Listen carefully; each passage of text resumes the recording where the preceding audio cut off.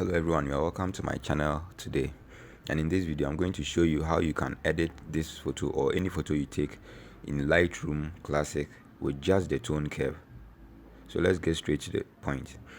So let me just split it into the before and after so that you will be able to see what's happening at all times. So let's just go to the tone curve, and with this tone curve you realize that there is a graph over here. And in this tone curve, you realize that you can adjust it however you want. You can increase the brightness or decrease it. It all depends on you. But when you come down here, there's a region here, and you can see that there's sections down here which are namely highlights, lights, darks, and shadows. So when you flip this slide to the left, you realize that there's a change here in the graph, and it's actually reducing just the highlights region. So this is it. So let's just bring it back to 0, and when you slide this up or to the right, you realize that there's a change in the graph at the lights region. Okay, so let's just undo it. Same thing applies to these portions. They all affect the graph above. So what we are going to do is we need more control with regards to how we can manipulate the tone curve.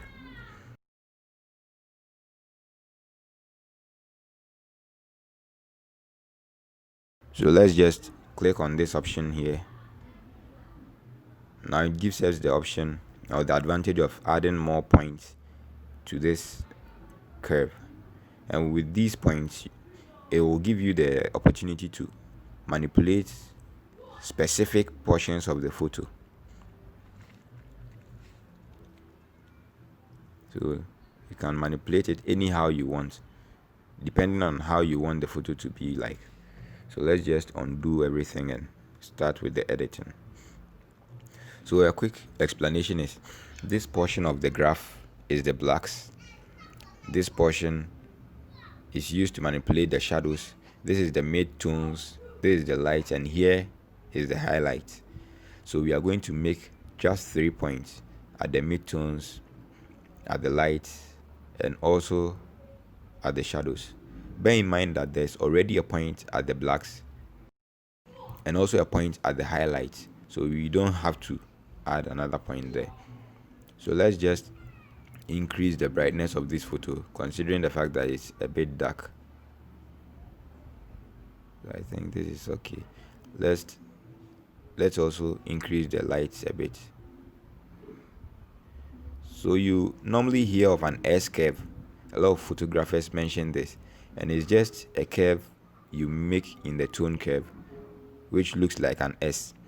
So now we've increased the mid-tones, we've increased the lights also. Let's come to the shadows. You can choose to increase it as well, but it will make the photo look less contrasty. So since you want a bit of contrast, just bring it down a bit. So I think this is okay. So the S curve you've been hearing photographers mention, this is it. This is the S curve. If it's not brighter for you, you can just increase it a little bit. So bear in mind that you don't need or necessarily have to make drastic changes or adjustments at a go. The little changes or adjustments you make are going to affect the photo greatly. So just make them little by little or step by step so that you don't just mess the photo up. So here, let's come to the blacks. I want the blacks to look a bit more grayish or have more grace in it. So I'll just bring the blacks up a bit. You can choose to bring it up more, but it makes the photo looks too processed. So just this is okay. So you can just see the difference just with the RGB curve. See the before and after. Massive difference. So now let's go to the channel over here, and here you can see that this channel is a combination of the reds, the greens, and the blues. But when you click on this, it gives you more options of adjusting individually the reds, the greens, and the blues. So let's just go to the reds. Let's see what we can do with the reds. So let's make a point here at the midtones and a point at the shadows. So now you realize that when you push the slider or the graph up, it gets too reddish. When you bring it down, it looks a bit more greenish. So let's just maintain the midpoint.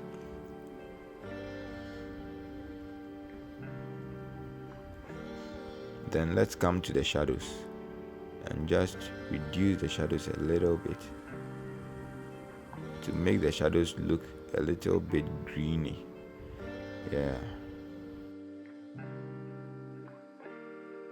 You can decide to just push it up or to this side, but it all depends on you. So now let's go to the greens and also see what we can do over here. It's the same as the RGB here. When you push it up, more greens. When you bring it down, less greens. So let's just make a point here, and I think this is okay. With the blacks, you can decide to add a little bit of green, a touch of green, or you can decide to make it look more magenta. So I think this is okay. Then let's go to the blues. With the blues, when you increase it or push it up, everything becomes bluish. When you bring it down, it gets yellowy. We don't want that, so you rather individually adjust them. So at the midpoint, make a point. At the lights, another point, and also here. So I think we can. Let's see.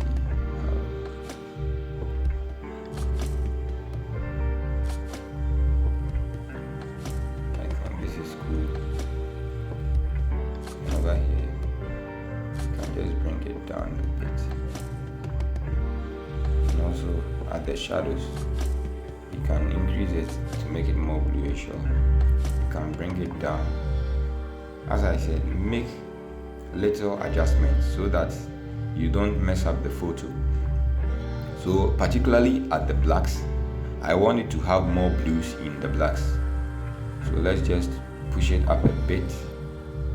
And mind you, you can decide to push it all the way up, but it looks kind of fake. So just, I think this is the original.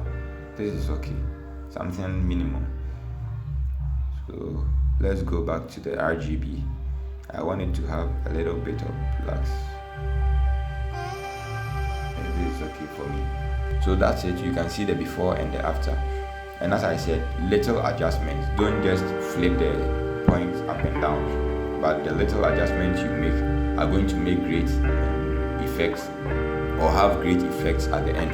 So here you can just experiment with it. It all depends on you and how you want the photo to look like. So that's it for today, and thank you very much for watching this video. And if you enjoyed this video, kindly hit the subscribe button and also like this video and let me know your thoughts in the comments. Thank you very much.